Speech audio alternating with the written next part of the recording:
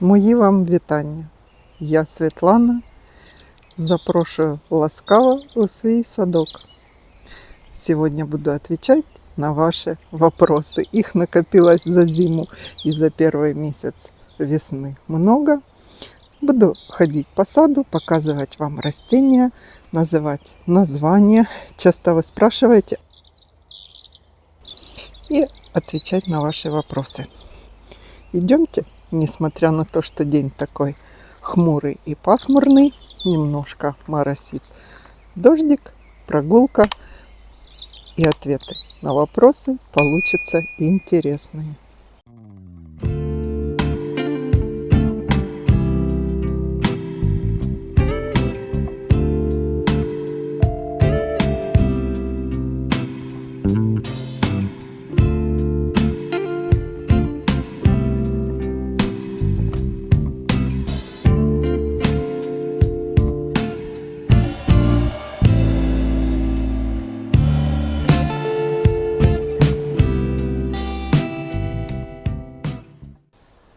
У нас вот-вот зацветут абрикосы, но обещают сильное похолодание. Это немножко печалит. Ну, погода не ищет каких-то правил. Да, Мия? Первый вопрос как раз хочу сказать вам, почему в кадре всегда у нас только одна или две собаки. Ну вот сегодня это Майя и Мия. Меньшие по размеру, но не по активности Адель и Эва. Гулять компания любят не очень. Они на диванах греют бока. Сейчас Вадим Петрович там работает за компьютером, и они вместе с ним. Просто кто хочет выходить гулять, тот и гуляет со мной. Ходят, бегают по дорожкам. Кстати, спрашивали, удобно ли собакам по дорожкам и щебня. Конечно, неудобно.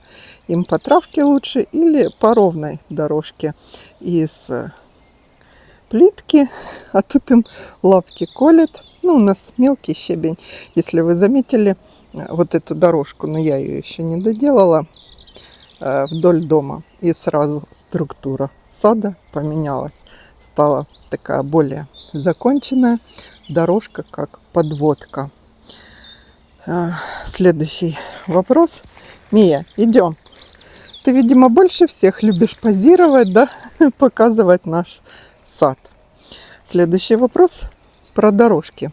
Какой ширины дорожки по вашему участку?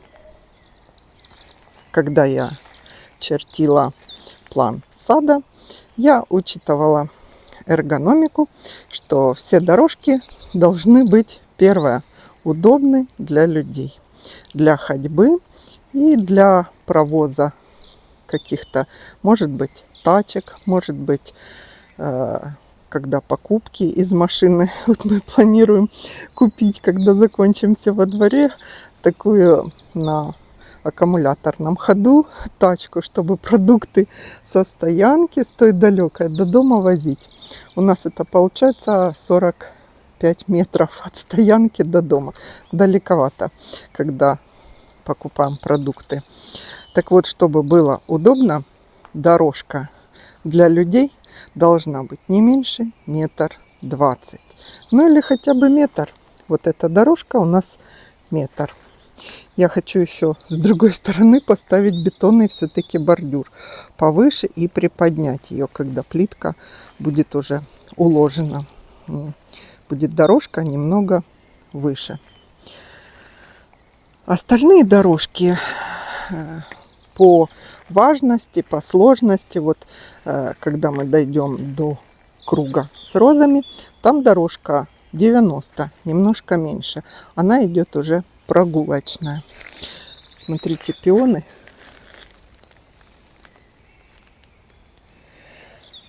Уже приподнялись сантиметров, наверное, 12 пионы. Некоторые, конечно, еще только-только появляются. Вот это Ито пион, бордер и чарм, который у меня 2 года и никак не зацветет. Буду ждать в этом году цветения пионов. Так вот, вот эта дорожка вдоль дома тоже 1,20 м. Удобно, я вам скажу. Очень удобно. Более вспомогательные дорожки. Вот это идет уже 1 метр вдоль желтого розария. И по кругу 90 сантиметров. Ну, учитывайте, что если дети маленькие есть на велосипедах, на самокатах ездить, то чтобы было удобно, самые маленькие дорожки делайте не меньше 60 сантиметров. Если пошаговую, можно по размеру плитки, но они по опыту, хочу сказать вам, уже неудобны. Надо попадать ногами именно на плитку, ну или среди травы. Если нога собьется с плитки, то можно на траву наступить. Слышите, как птицы поют? Несмотря на пасмурную такую погоду, птицы весну чувствуют. Следующий был вопрос, как вы обрабатываете сад, если у вас собаки. Что вы делаете? Хочу сказать, что когда собаки гуляют, я, конечно же, сад не обрабатываю. Я загоняю их в дом. Обработку делаю в основном в вечернее время, когда безветренно, когда тихо. Обработаю. И часа 2 после этого мои собаки отдыхают на диванах. Не участвуют в помощи мне по саду. Да, они если и гуляют, они же на хвойные деревья не прыгают, не гуляют. Конечно, частично препараты как-то распыляются, распределяются по саду. Я обрабатываю в основном по кроне растений хвойных. Поэтому собаки абсолютно спокойно гуляют потом внизу, по дорожкам. Они очень любят кушать траву, если вы заметили. Часто у меня спрашиваете, что они едят. Они травку молодую и под снегом ищут. И когда первая травка появляется. Поэтому как-то разделяю я, получается, у меня обработки и прогулки собак. А еще сразу, прямо если не получается, сразу после обработки я выхожу гулять за периметр сада. У нас лес недалеко, поселок молодой, только еще строится, вокруг много хвойных таких зарослей. Собаки, конечно же, обработаны все от клещей. Это махровые красивые нарциссы. Вот такие я вам прикрепляю фотографии с прошлого цветения. Вот так они сейчас выглядят. Но у нас передают -4 через 4 дня. Не знаю как. Крокусы, наверное, померзнут.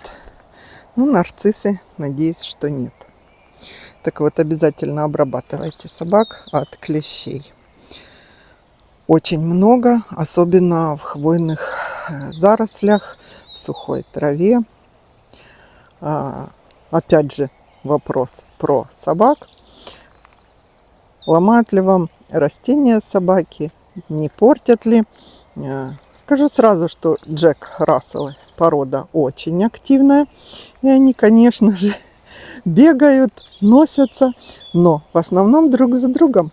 У нас 4 сестры, более-менее дружные. Вот сейчас, допустим, у них игра, нам щебень привезли, то они лазят по этой горе, им немножко больше видна территория из другого ракурса, и им это интересно. Вообще они любят искать приключений. И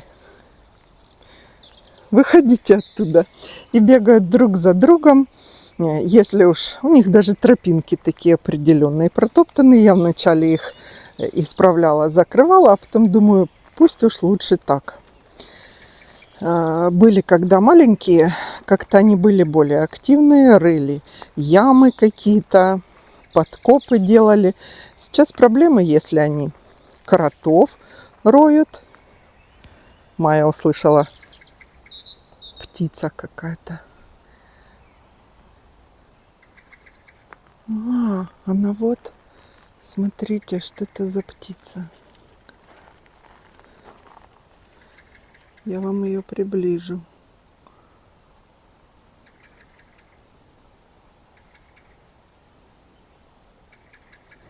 Интересно, это какая-то лесная птица.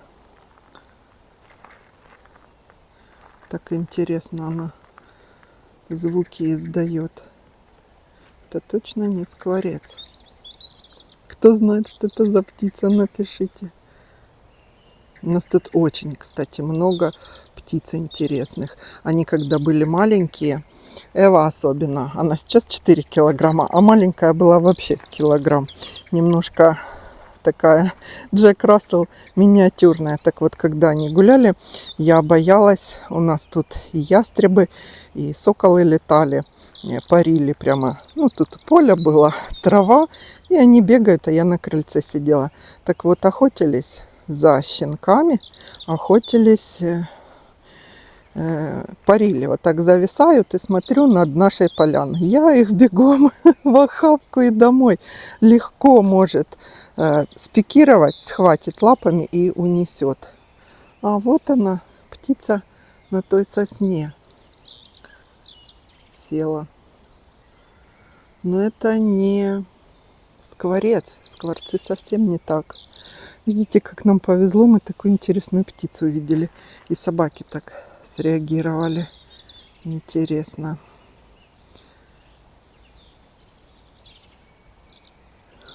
Сразу в такую стойку встали.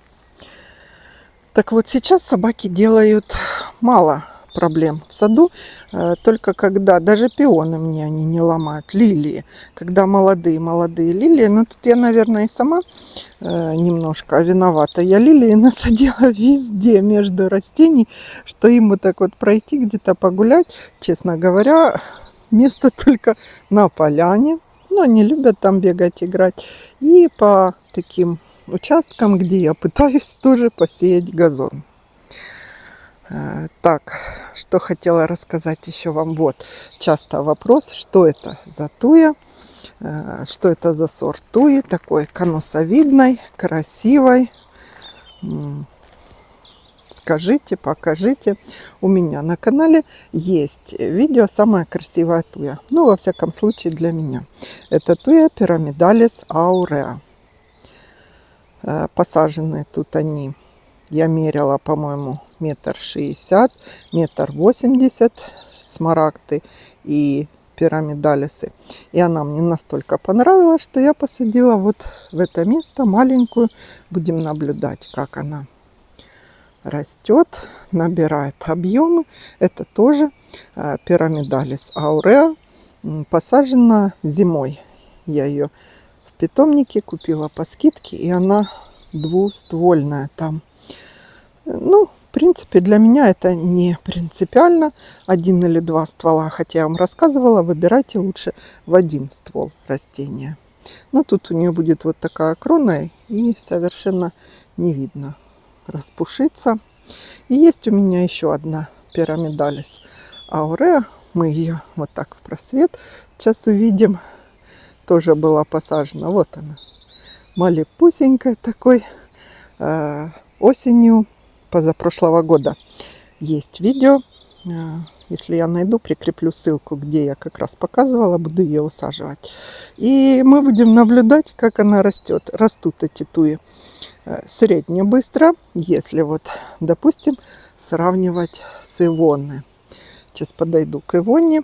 Про него был вопрос, про этот кипарисовик. Вот. А вот это туи ауреа нано. Видите, по цвету они очень похожи. Салатово-золотистые. Ну, это просто салатовые.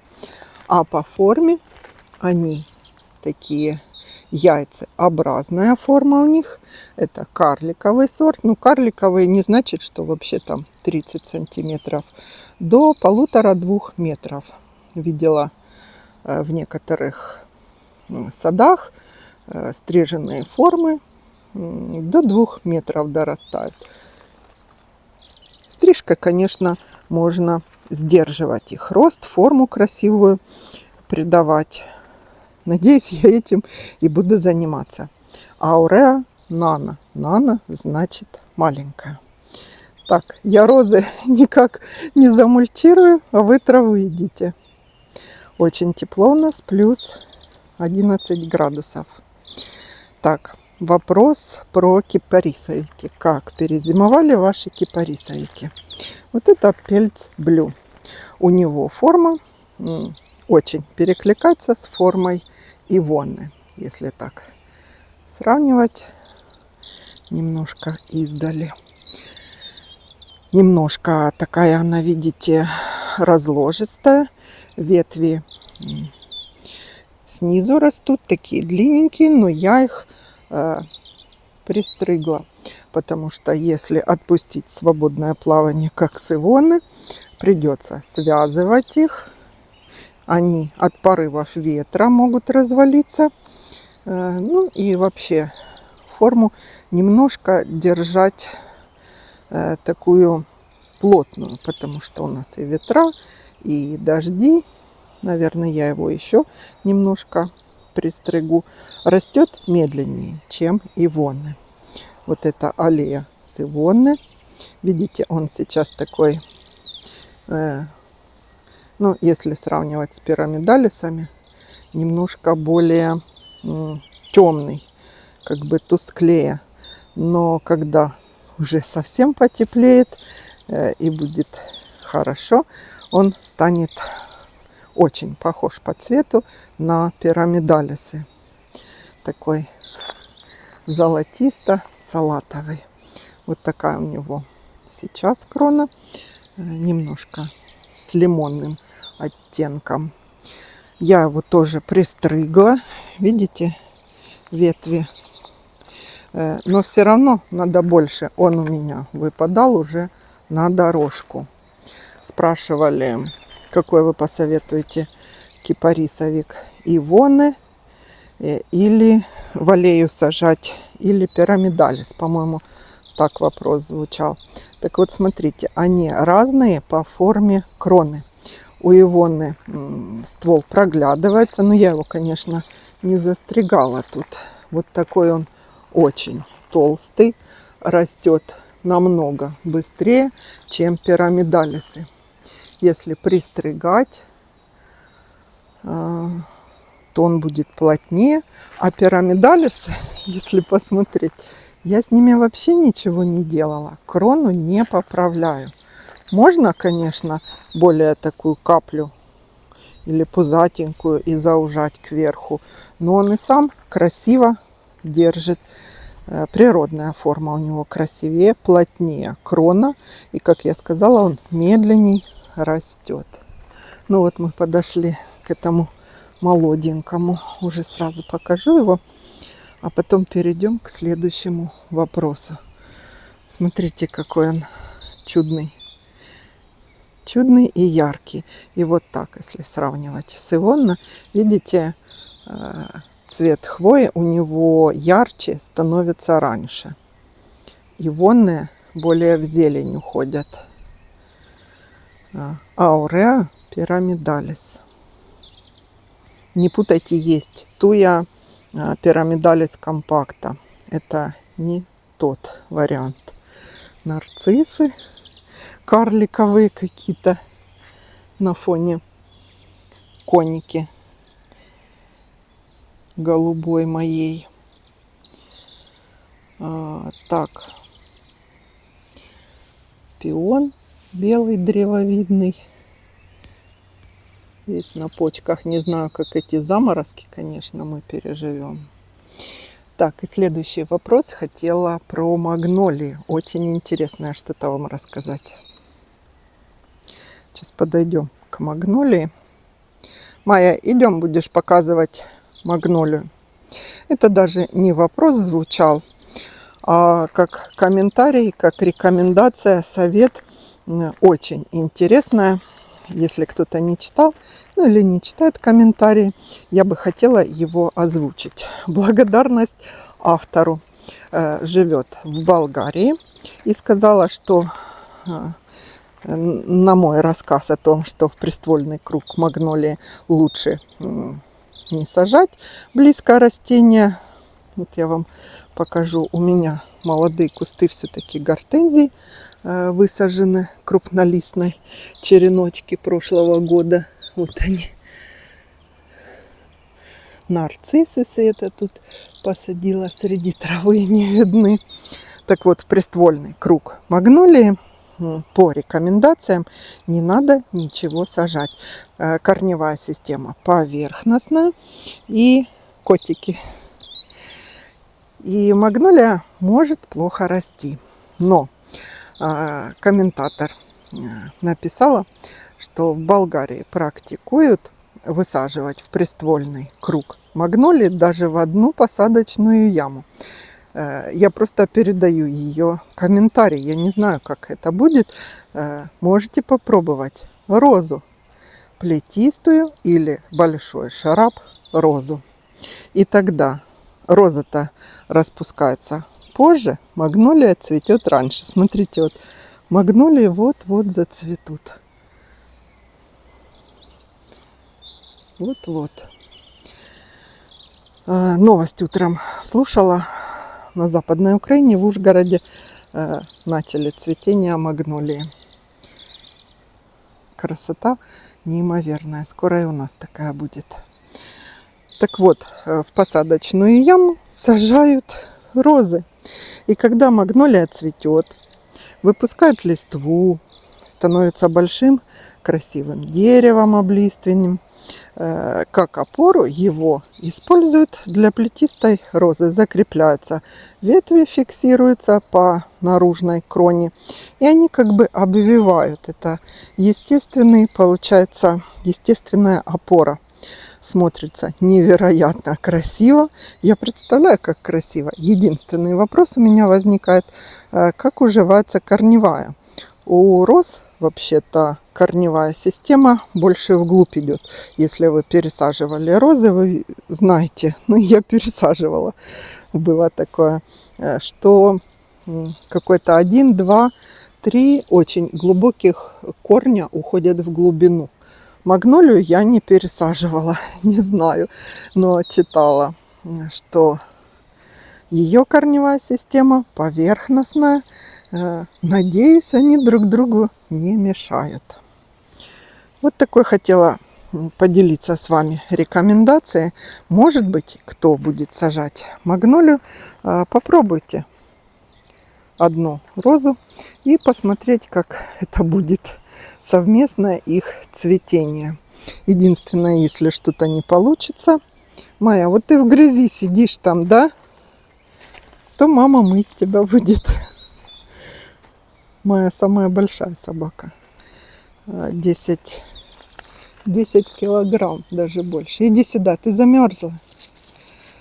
Если не получится, то розу придется, наверное, убирать.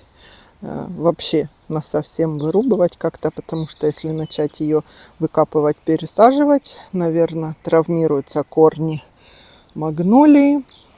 Ну, в общем, я не знаю, как это, но как эксперимент можно попробовать. Я думаю, можно. Так, следующий вопрос, который я сейчас подсмотрю, потому что я уже забыла, на какие я вам хотела ответить. Собаки обработки.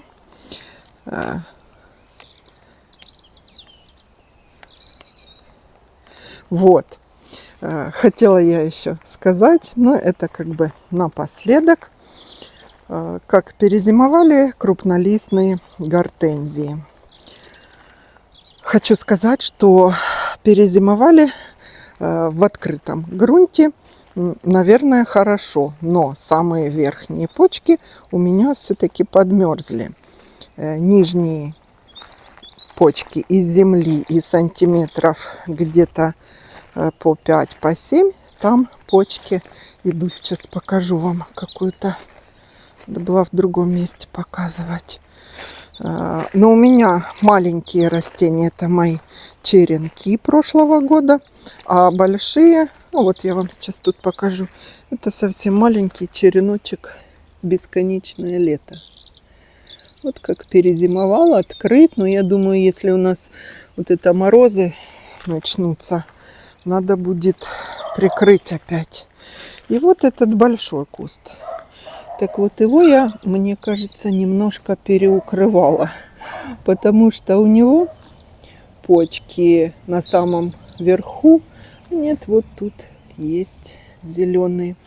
Ну, и тут есть, наверное, выборочно, где есть, где нету. Но мне кажется, я его чересчур переукрывала. Но хочу сказать, что те гортензии, которые у меня зимовали в холодном тамбуре вместе с рододендронами. Рододендроны я высадила. А их, конечно же, на улицу сейчас выставлять еще нельзя, потому что у них листва уже огромная. Они так и стоят в том холодном неотапливаемом тамбуре. Так, вы идете показывать гортензии? Сейчас я вам их покажу. Выставлю пару горшков и, наверное, удивлю вас.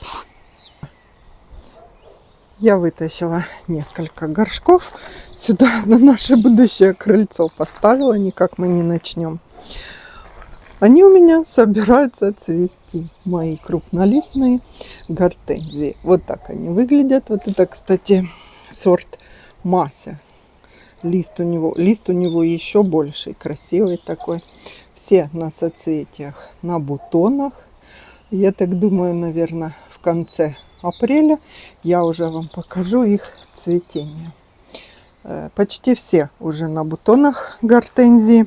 В тамбуре у нас сейчас плюс 14, плюс 18. Ну, зависит от того, какая температура на улице.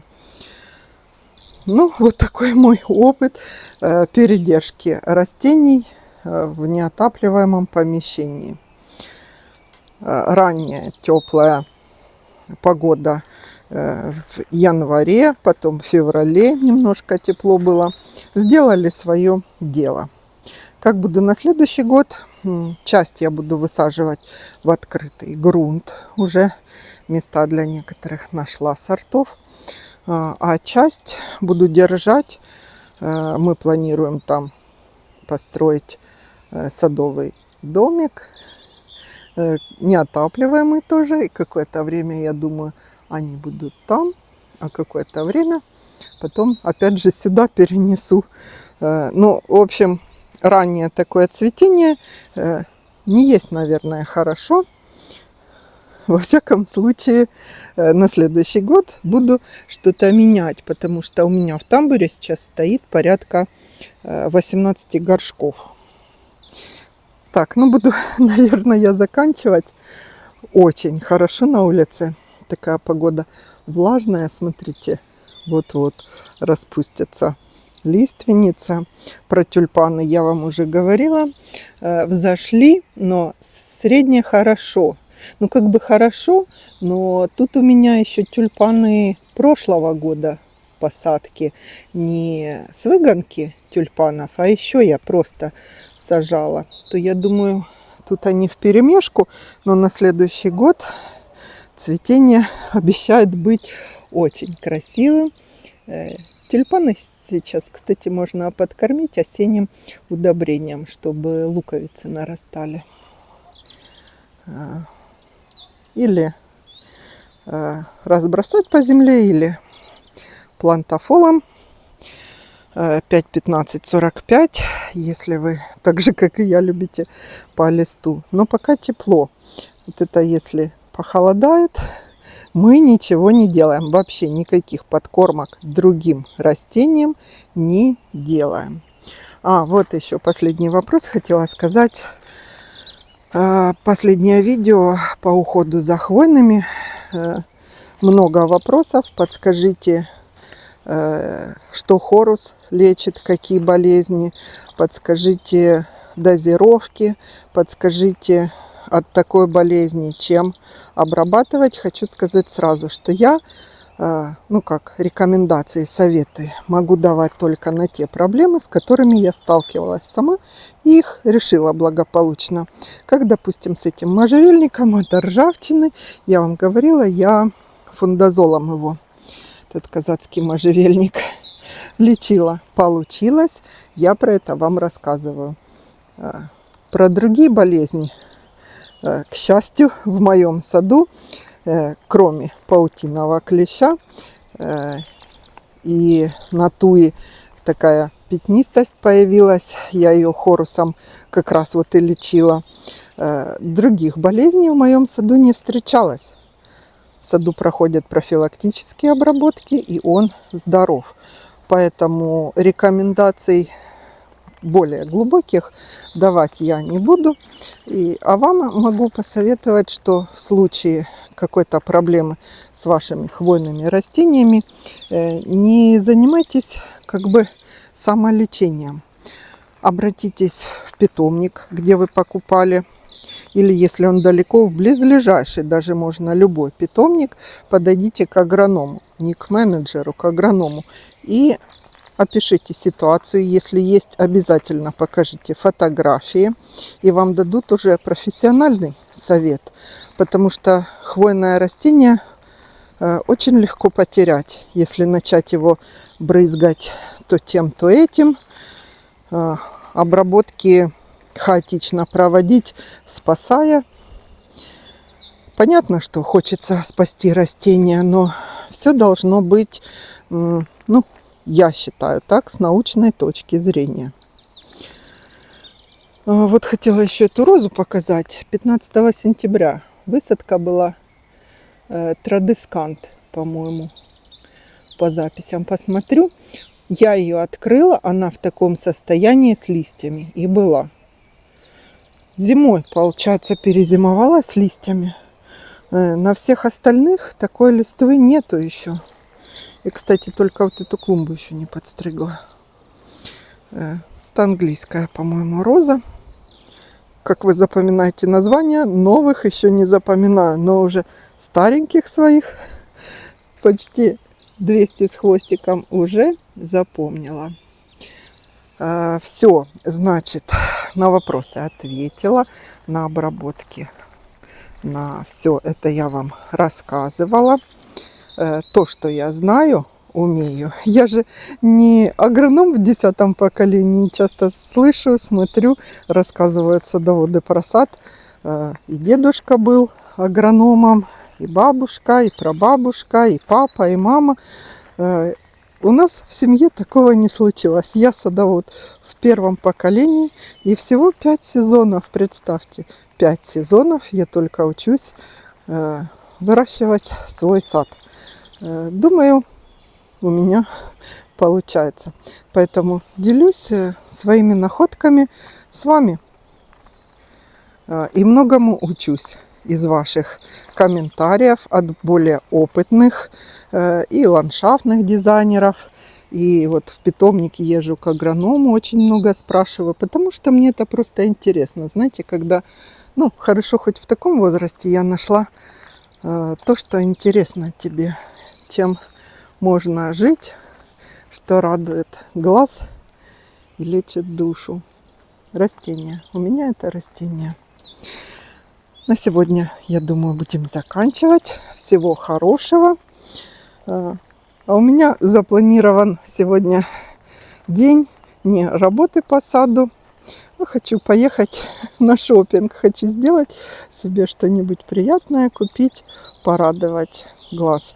А потеплеет, надеюсь, после похолодания. Обязательно потеплеет. Мы будем любоваться моим садом. Я буду рассказывать вам про растения, про какие-то проблемы, которые я преодолела и научилась решать. И на цветущие красивые цветы. Нарциссы вот-вот расцветут, потом тюльпаны. Всего хорошего. До встречи!